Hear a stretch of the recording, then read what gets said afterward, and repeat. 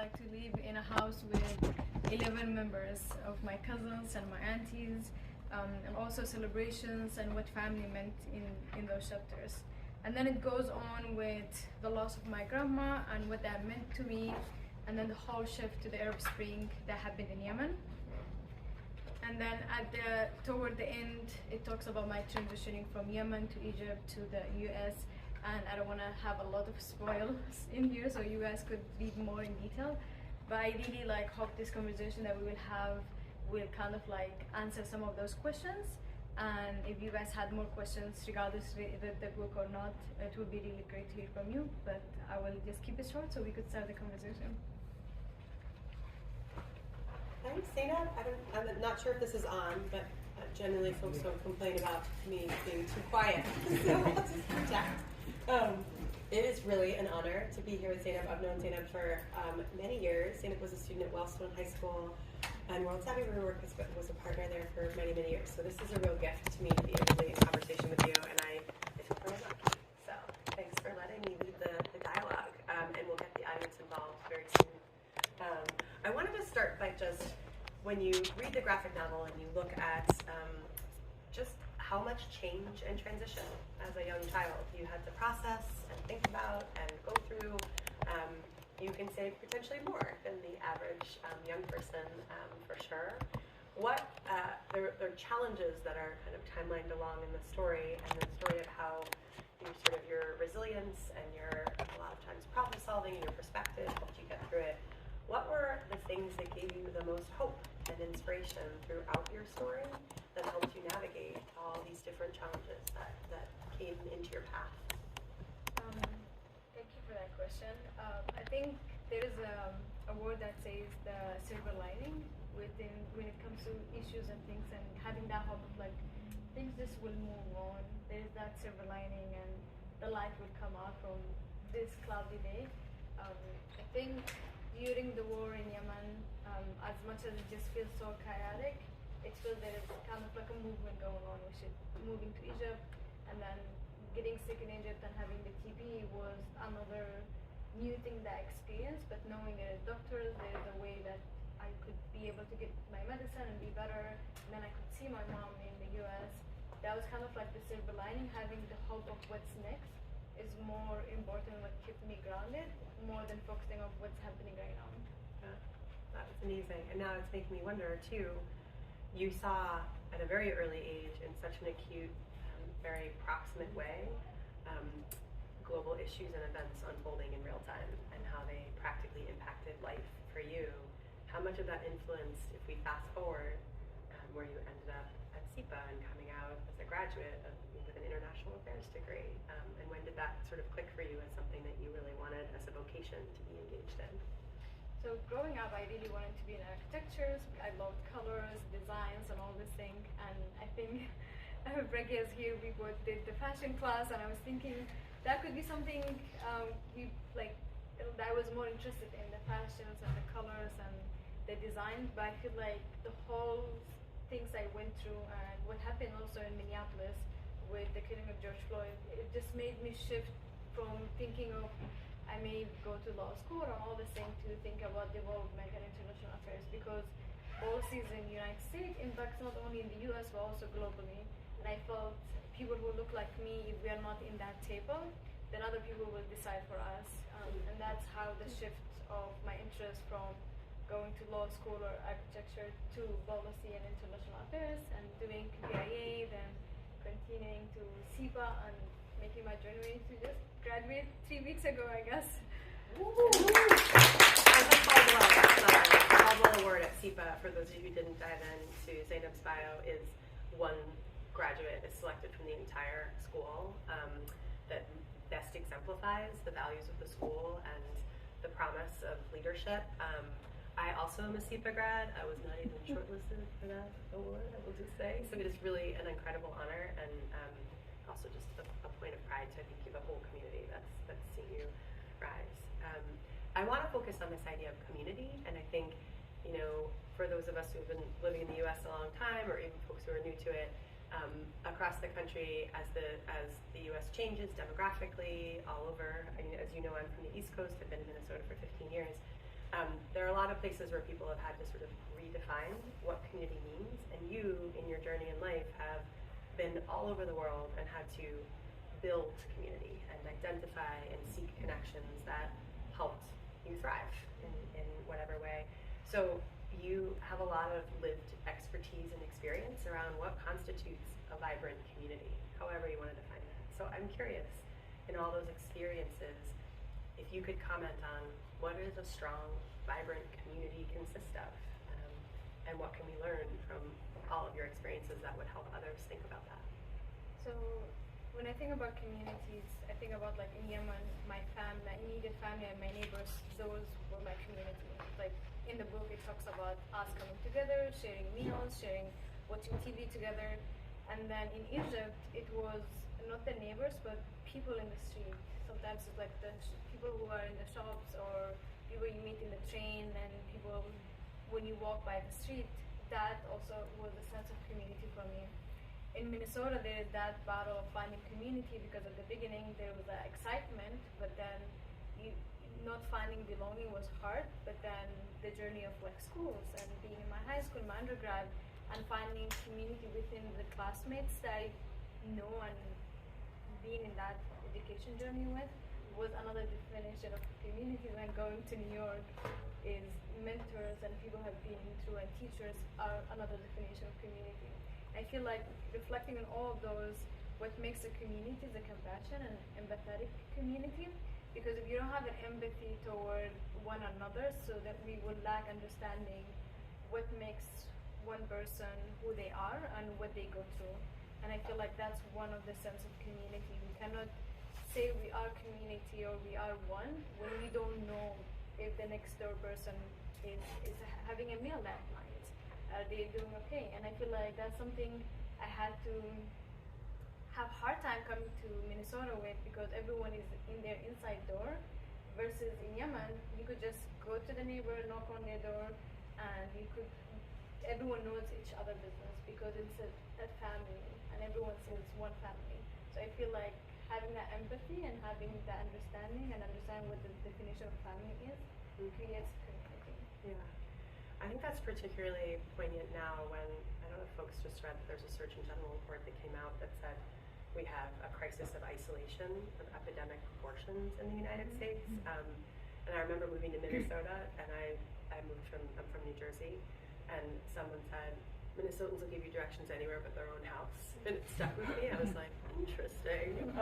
So I think that that idea of sort of, especially as communities are changing, thinking about grounding that in empathy, and this idea of how much do you know about how people really are is so important. And I wanna go back to your Wellstone experience, because as you know, we worked at Wellstone when you were there. Wellstone is an incredible community in Minneapolis Public Schools that is 98% immigrant and refugee students, maybe, I don't know the exact makeup. So Amy, who was your principal then, the community was really designed to leverage diversity as an asset and create inclusion. One of the projects that you talk about in your book that I remember is asking this really simple question, like, why are all school lunches like chicken nuggets? Like, what if 98% of students are like, chicken nuggets mean nothing to us? This is not, and lobbying to change that as a young person. Wellstone's a pretty special place. But as you think about outside that community and K-12 schools all over the country, when right now you're as likely to be in Wilmer or in Prior Lake or in somewhere in Nebraska and have a much more ethnically, culturally, linguistically diverse student body, what do you think are the most important things in those school settings that help young people with diverse identities feel like they belong? I think that there is that assumption of like, to help immigrants to be able to assemble to the culture, let's make everything American for them. And that's really hard because we always have that pride of like the melting pots, and America is about like generations of immigrants came from Italy, from other places. They brought the food and the culture and all those things, and I feel like we are not allowing that to happen with the newcomers. It's more, it feels like newcomers bringing the unusual, but sometimes it's not the unusual. It's like it's part of what makes America is America. And I feel like that's the thing is missing in the schools, making sure that yes, we still could have the pizza, we could have other like the stuff, but can we add other culture foods that in Minnesota, like everyone knows the sambusa and people like buying it and all this thing, but what about schools serving those? Yeah. And nobody can say it has so much oil compared to the pizza oil. So I feel like we give so much excuses of like, we cannot do this, we cannot do that, but then it's like, what's the definition of healthy? Because U.S. food is not healthy to begin with. Yeah. And I feel like the culture and having spaces is really important. And Wilson, because also there's majority Muslims, we were able to have a time designed for us to be able to braid a Friday prayers. And I knew this has been a very struggling thing, even at SIPA. There was a prayer place, and the only prayer place is the air hall. And we have to go from SIPA to air hall, which is 10 minutes walk, to go to that building to pray and then come back to the classroom. So fighting for a space, even to have a prayer place at SIPA, was something everyone thinks, oh, you're asking too much. But I think what's too much if we keep talking about diversity, DEI, and inclusive, but we are not taking those steps. We're waiting for students to ask versus the school saying, okay, we think this is missing. Can we have a committee of students from different backgrounds? How could we make this inclusive place for people based on their gender, religion, sexuality, their language, food? I know like having vegan system even at schools is hard for people who don't eat meat. Yeah, that is fascinating. SIPA is the vast majority of students come from a global diaspora. Like it's not a, so that, and also reminds me, like 20 now, more than 20 years ago, it's not something that I took note of. That's really, really helpful. I want to focus in on Green Card Voices, which I want to give a shout out to because one of the things that I think is so amazing is how we often, particularly in school settings, undervalue storytelling and also how much community organizations play a role in helping build that kind of belonging. And so I wonder if you can tell us a little bit more. I think everybody here knows about GCV, but if you don't, Tay can tell you lots more after, around just this idea of how crucial storytelling is for empathy. So when you think about connecting with GCV, what do you want most for, whether that's the next generation of young people listening to this story to take away from it and to understand, and why is storytelling in general from diverse voices so important? So when I was at Wilson, so Wilson is part of the school board of Minneapolis, and when we read about, like, in our history class, we read about immigrants and people coming to Island. It's stories that not similar to our stories. I never hear the word like Arab Spring or people having civil war in Somalia, and those stories are really missing, and it's just more of like all the stories that are relevant, but it doesn't reflect what the migration story looks like right now. And there wasn't even books that I could read and I could hear like someone there talking about Somalia, Yemen, that I could resonate with, and I feel like that was very hard to begin with. And the other part was also like having this book is not only sharing our stories but also owning those narratives. During 2016 election, there was a whole campaign about banning Muslims, and the narrative was they're bringing dangerous, like there's terrorist attack by Muslims and all these things, and it just that's like a 0.0% of what the Muslim communities are, and it doesn't cover who we are as a general community. And I feel like the whole stereotype of like based on one event and generalizing it did not help communities. Also, we are not good at also speaking out since 9/11, and I feel there's that kind of like a blaming because of one group of people. It's always that kind of like, I don't want to talk, I don't want to discuss about my identity, and owning our own narrative has been really hard because there's always that, oh, you cannot talk post 9/11 because that was your problem or you did that. And there is always we have to condemn, and we always have to when something happens, but it's not the same case when it's like a U.S. Like domestic terrorism. Yeah. And the whole like shooting is happening, there is no one coming out and saying, oh, I'm condemning white this males. thing. Exactly. And I feel like shifting that narrative to be more about who we are and owning those spaces is really important. And I feel people, when they read these books, not only my book with all immigrants' stories, you need to understand that there is so much in it. There is a beauty, there is a struggle, and then there is the hope.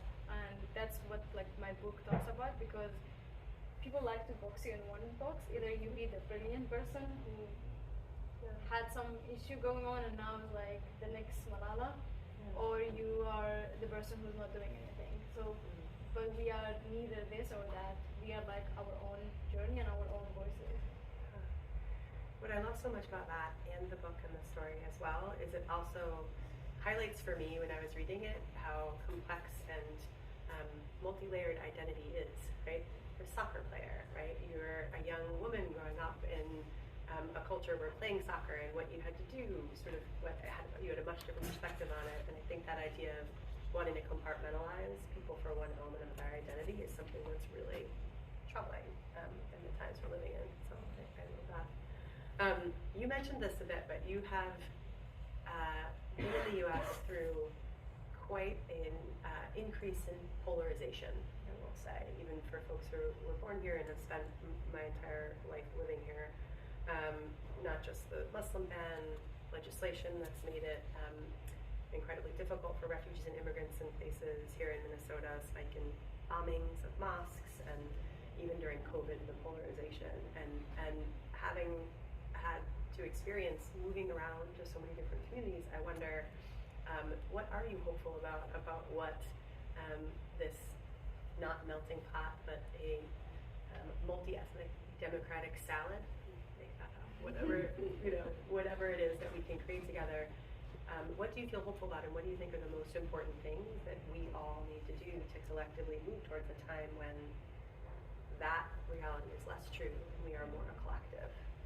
Yeah, so I think this is more for like the young generation, because I know our voices are always being silent, and it's like, oh, you're just the Gen Z, you cannot do much and all this thing. And I feel like since 2018 and above, Gen Z has been in the ground of like making moves, not only running for offices, but also like making change by being in the front line with voting. And I remember like when I was at St. Catherine University, even though I wasn't a US citizen, but the thing I knew I have so much power is I could arrange something within the civic engagement, organizing students to go to vote, organizing different discussion about migration policy, about like certain laws, so we all could have those topics, and making change within the small community. I know it's like something not only me, many young people have been doing, and I'm very hopeful of the generation who knows how to stand up, even if this has to do a petition. And I know so many people have been doing so many petitions. When we see people being racist and owning it and being like, I don't care about anyone, I did what I said, or like the petitions and being able to kind of calling people out on social media is so much powerful. And I think we took over TikTok and hopefully take over the Congress. Yes, great. That's amazing. When you're talking about your life and the story, and you've been traveling around talking to lots of different groups, I'm wondering if there are things that you wish people asked you, or that you most want to talk about your story that didn't make it on the page. That's really interesting. So a lot of people, I think, either they ask or they may not follow up on is what happened to my sister. And I feel like the story talks a little bit, and the book is very small, so it's hard to touch on so much detail. So I know in the story talks about her being in Italy, and then later on she went to Netherlands, and now she's in Belgium. So she had been there over like 5 years.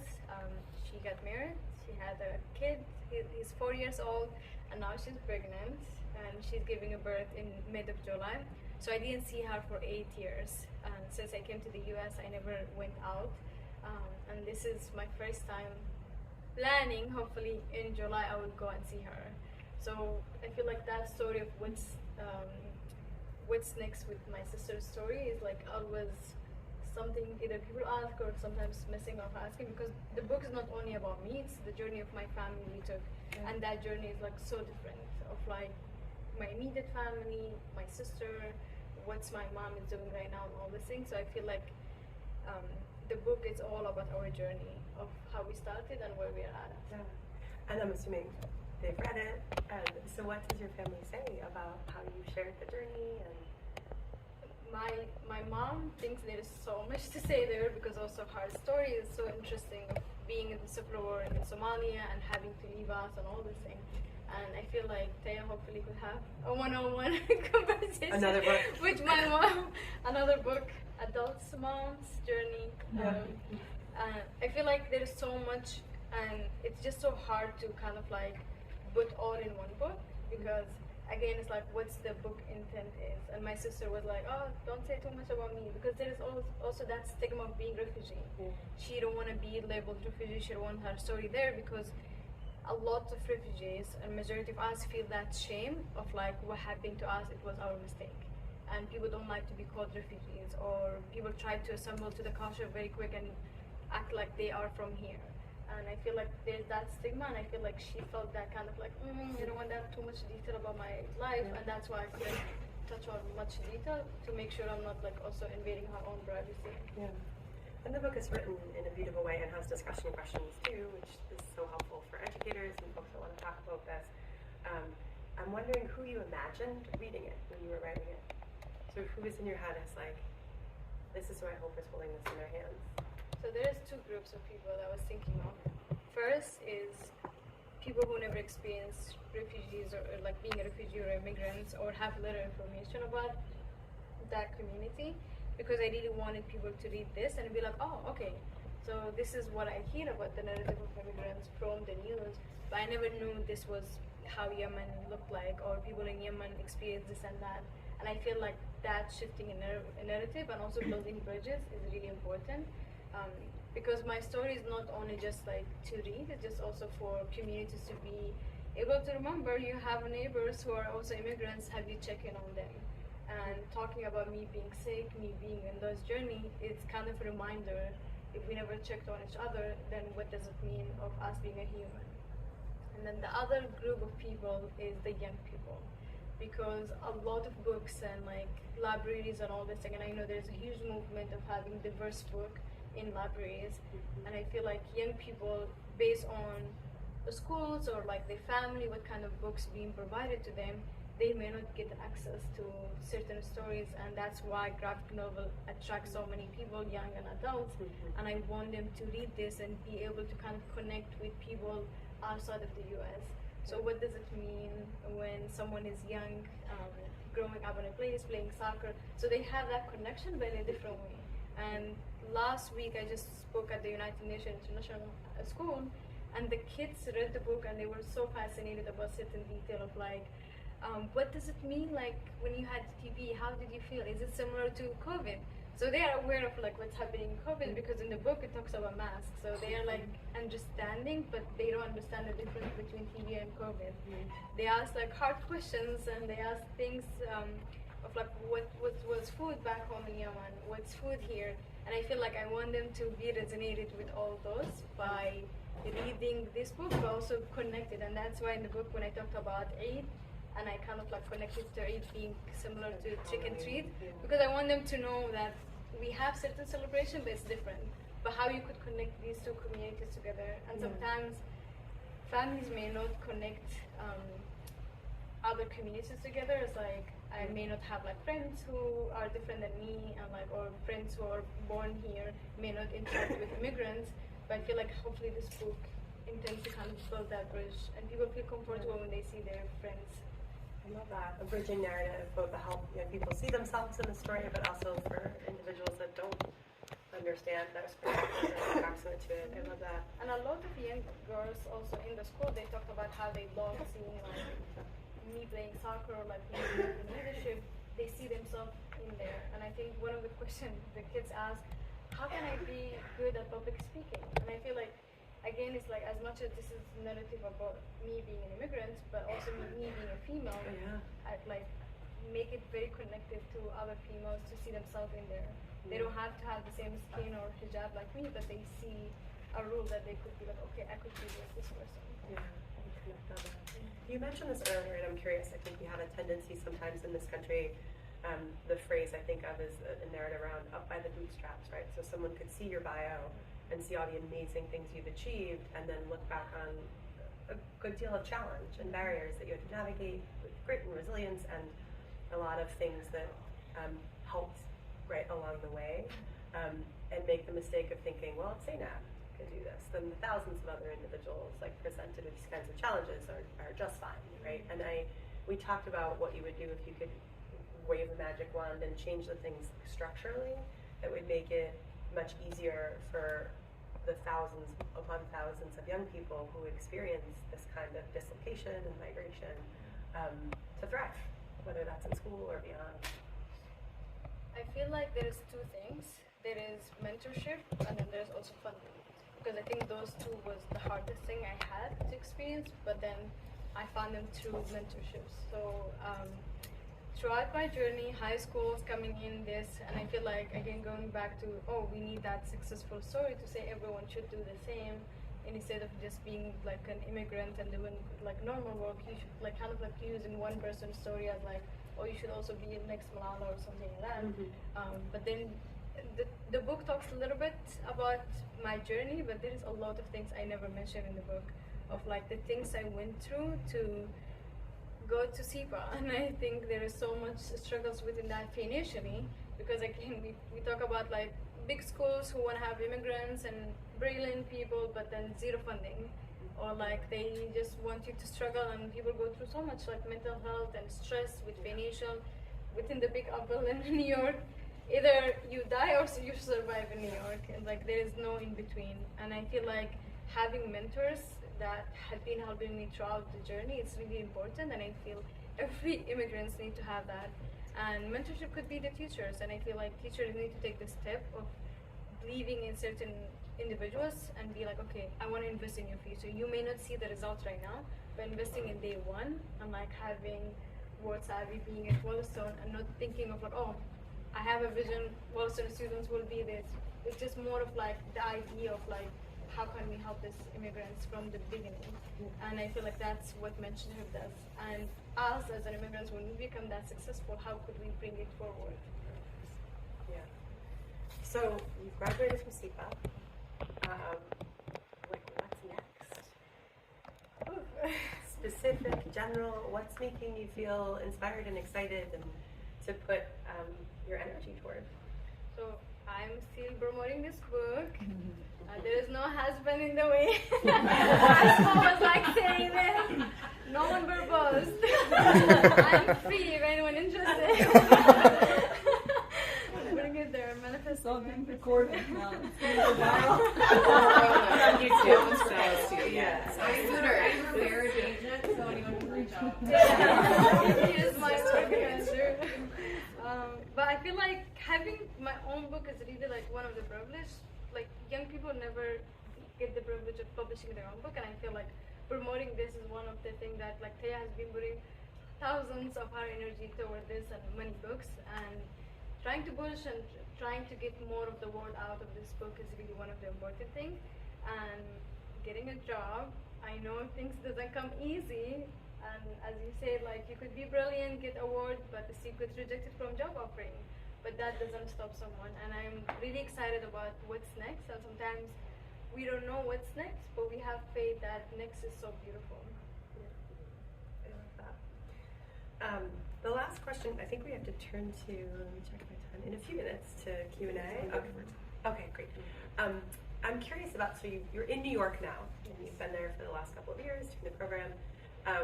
As someone who's a transplant to Minnesota, personally, I'm curious about what is unique about the Minnesota community that sort of leads this narrative, and in thinking about how the state's changed quite a bit over the last 20 to 30 years, demographically and otherwise, and what makes it special and important here. So, New York, there's so many diverse people. I think I knew that idea, but living there, you'd be like, oh my god, there's halal cars every corner. That's something I never experienced here. It's like a lot of foods are like halal.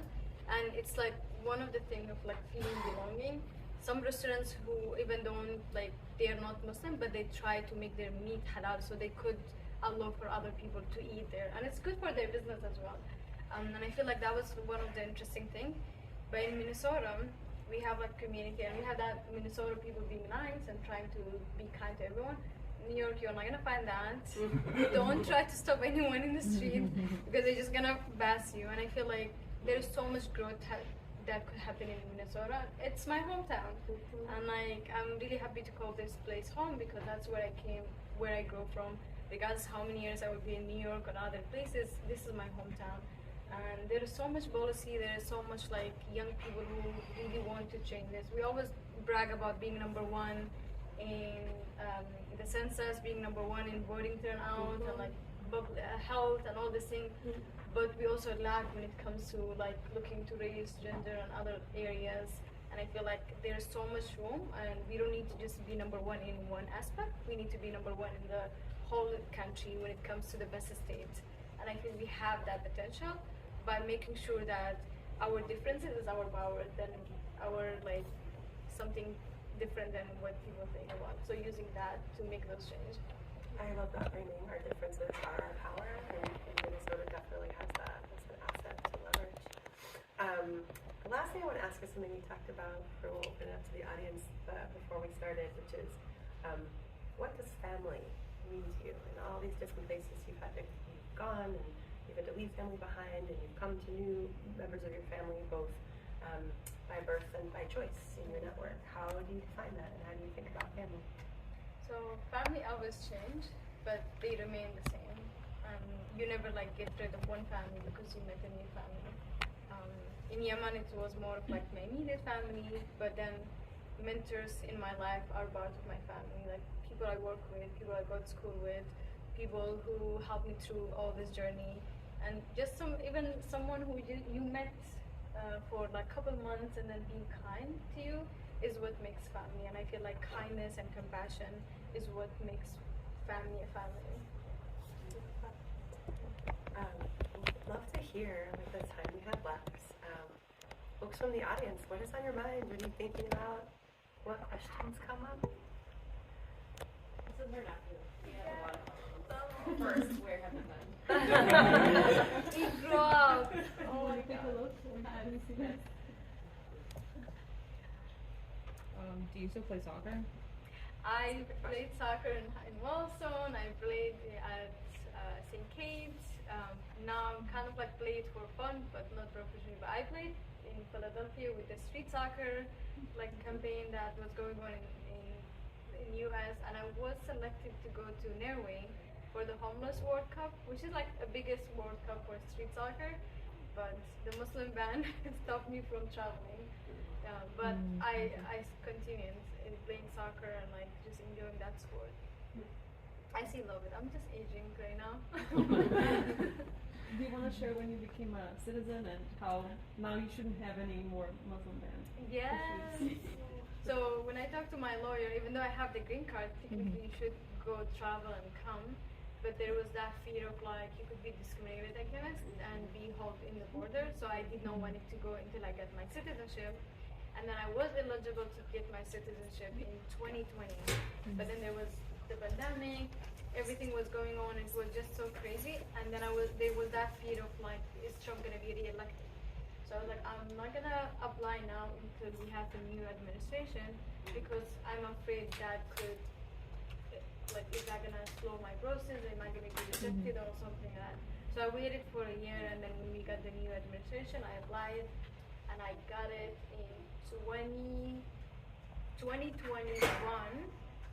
December of 2021. I was able to apply. It was very easy process, fast. I keep coming to Minnesota and then going back and coming, and then just being able to be swear in, even with the mask. But knowing that I'm no longer just Zaynab the outsider, but I'm also having the right of calling myself a citizen and using that power is really important. And I was able to go to Brazil for my capstone, and now I'm just excited to travel around. And just the freedom of just having a passport, it's just kind of like your wings. If you don't have that passport to travel around, then it feels like very hopeless and being in one circle. I want to piggyback on that because I'm so curious about. I have a theory. It's not scientific, but I think it flies. That most Americans who were born in the U.S. probably couldn't pass the citizenship test. I don't know if you've all looked at it. No, they would not. It is hard, and the state of civics is abysmal in this country.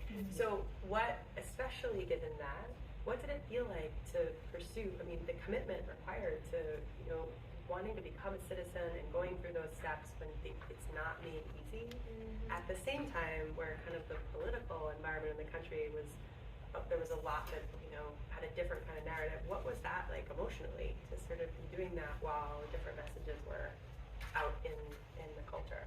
So I prepared for 100 questions and they only asked you 10 out of that 100. And I remember when I was like practicing with my roommate, I said, let me ask you some questions. And she was like, I don't know. I was like, you born here, I think someone needs to take that citizenship. It's like, it's again like so much questions, which is good, but then again, it's like, is that question defines what the citizen is? And I feel like does me knowing who is the, like, what's the name of the national anthem, is it defining what makes me a citizen? And I feel like it's really interesting, and I feel like there should be different way of defining that than questions. It could be more of like what young people have done, or people who are immigrants in the community, or like something about like your neighbor watching for you and saying this is a good person and they deserve to be an immigrant, like American, then asking those questions. But it was hard, and I feel like now I could run for office after knowing all those questions. But the whole journey was also interesting. It's like getting through the investigation, being asked so much personal questions about your life and your mother's life that I don't know. And then if you answer something wrong, it could be goes against you. And sometimes there's some detail, even with when did you born. A lot of immigrants who came from Somalia may not know their actual birth, and that's why you see a lot of January 1st, because that's the birth that the UN give to people, not only in Somalia and other countries. And I feel like digging back on that question and asking more detail of people don't know those, it's just like not fair. Absolutely. We're now going to do a pop quiz where you all have to answer all the questions on the citizenship test. No pressure. Thank you for that. I think that's such an interesting thing to go through at a really particular time in our history here. Other questions? Can you talk a little bit about what the process was of writing the book? Yes, so the graphic artist, the illustrator, he's from Egypt, and it was really helpful to work with him because when I talked about certain things about my culture, like Ramadan and Eid, he was familiar with it, and we were able to kind of like capture those details. I gave him so much headache, especially when he started like drawing certain things about my house, and I was like, no, the TV was not like that. We didn't have that fancy house. I was like, it was just simple, living room and then the TV in the center. People were sitting on the floor. There was a couch, so it's like giving him that detail and not letting his imagination take over was like one of the important things, because again, it's like I want it to be as much as accurate as possible, because I want people to know what it means to live in that neighborhood. And like the cart with the fruits and all the thing is like something we might not see in here, but it's like that's what it looked like in Yemen. So working with him was really important, and then working on the Arabic side was the hardest, because the keyboard makes sometimes a mistake, and making sure like this being printed correctly, checking it like 100 times, and we're like, oh, this is wrong, doesn't make sense. And then one of the interesting things that I would love to point on is my name. So my name in English is Zaynab Abdi, but my name in Arabic is Zaynab Abdo, and my actual name is Zaynab Abdo. And it's just the I and O that's not different, because it's the same name, it's just the different in the spelling. Because when I worked in Egypt with the UN person, so he was from Somalia, so Abdo is Abdi in Somalia, so it was easier for him to just go with the Abdi. And I adopted that name. And then with the book, I felt like I own my narrative, but also I need to own my name. And that's why I made the name Abdo in here, because it's like that's part of my identity. Yeah, so that's the little secret in here.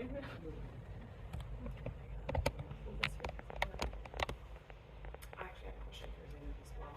What is your advice for young people that are hoping to get published, as you mentioned yourself? Like, what advice would you give them? What pro tips would you give now that you've experienced it? How should they get into the publishing industry based off your experience? So you don't have to be an immigrant to publish your own book. You could publish about everything, either your own narrative, your own struggle, who you are, love story that you want to like talk about. Sometimes it could be just a journey, or it could be fiction, like stories that you imagining of like what certain rule is or some people. But then again, it's like finding a good publisher organization that help you financially, because it's so expensive to publish book by your own. And having that kind of like resource, do fundraising, find people who could come to events and be able to promote your books, be active on social media, and all these things is really important. But again, the first step is don't look at one book and be like, oh, I'm not that person, so I don't think I could publish my own book, because you have such a unique narrative and a story that's so different than mine, and that's what makes you who you are. And if you feel comfortable of sharing that, or like making it in a way of like poetries or like an art or something, or it could be even an image and like if you're a photographer and you take some images, that could be another way of telling a story, because telling a story is not in one way or the other. It's like it's just an art that everyone could define it. There are still a lot of wonderful folks left in Yemen, and do you have a sense of, in the political elite, who the good guys are in Yemen, and what America and Americans can do for those who are still there? So I still have family members as well there, and friends who served in the military, and then they give up on the whole system because everything is just divided. You don't know who's the good guy and who's the bad guy. 2 weeks ago, I spoke at this event about conflict resolution, and one thing I said is, if we kept on the narrative of like who are the good guys and the bad guys, situation will never like be solved. And I feel like as international affairs, sometimes we could be part of the problem, but the whole like conflict resolution, negotiation, all the things, we should think of like, okay, these could be problematic people, but then understanding their interests of like why they starting these issues. I am someone who has been so mad about the Houthis and like had so much anger, but anger does not make any solution. And in order to make peace is like bringing also those people in the table and understanding, okay, how could we come to a peace? And one of the ways, like thinking about the children and the new generation, and no one will say, oh, I don't care about these kids, regardless what kind of political parties they are. I feel like kids are what unites a lot of differences in politicals, and just bringing that to hope the next generation, what could we do better? It's much important, and that's why I studied development, because as much as I was interested in policy, I studied political science and done civic engagement. I feel there's so much beauty in development where we have to help everyone, no matter what they have done, no matter their background, in order to make a lasting change. Otherwise, if we helped only the good people, quote unquote, and left the bad people, I don't feel also part of the problem. In the back, and then right here. So first of all, congratulations on getting your master's. I did want to ask if you plan to enter academia again, or if you are done with academics and carry on. So the law school is there, it's a dream, but I don't think I will do it right now for sure. Like PhD is something that I would love to have, but knowing how hectic 2 years of SIBA was, like having 3 jobs but still maintaining being a full-time student, it was really a lot. And I like just understanding that sometimes we all don't have the same entrance to the schools, but we have the same exits when we all graduate, is really one of like reality check for me. And I feel like I don't want to get into that situation again until I'm financially stable, because the system is not built for us again, and we will be sinking into this like loans, and with my religion I can't have loans because of the interest. So having to work 3 jobs and not missing out on a lot of like fun things because I have to pay those tuitions was something I wish I don't see a lot of students go through this. So if one day I become rich, I would love to have like changing that system with either like scholarship for people who are not able to pay those tuitions, if the school did not change with their system with fundraising and like giving tuitions better.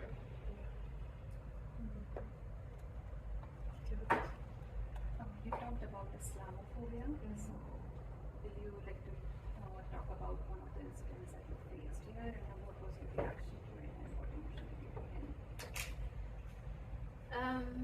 So, Islamophobia or like fears of immigrants or every certain phobia won't end at all, because again it's like it's individual by individual, and it's so hard to kind of like change individual mindset. So even if the society is so open like New York, you still face so much discrimination from individual people. So there has been so many innocent incidents that has been happening, but I try to not focus so much on those. Some of them, someone just called me a terrorist, or without naming someone in an academic, like a faculty member saying something inappropriate. But then again, it's like if I keep focusing on that a lot, I'm letting away of like the other good people.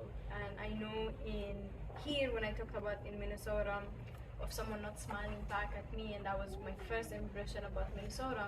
But then that did not carry it on. When I talked about Williston and when I talked about my school and things I was happy and achieving and all those things, those are the memories I continue, as much as yes, it's important to mention that in the story, because not everything is flower and there's all those issues, but then there is other beautiful things, and I think it's time for not us to change those, it's time for non-Muslims to step in and like make those change, because again there is so much pressure of like immigrants or Muslim people or people from the LGBT community to speak up for themselves, but I feel like it's time for us to not speak on those because we are not the one created the issue.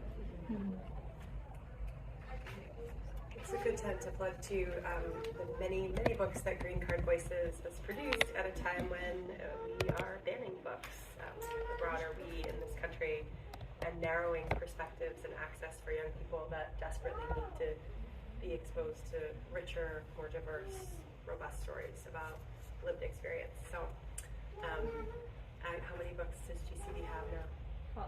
12 books that are all amazing and wonderful and should be purchased at independent booksellers. Any remaining questions? We're right on time. Anything else that's sort of burning in your mind? If not, I just want to thank you again, Zaynab, and give you a huge round of applause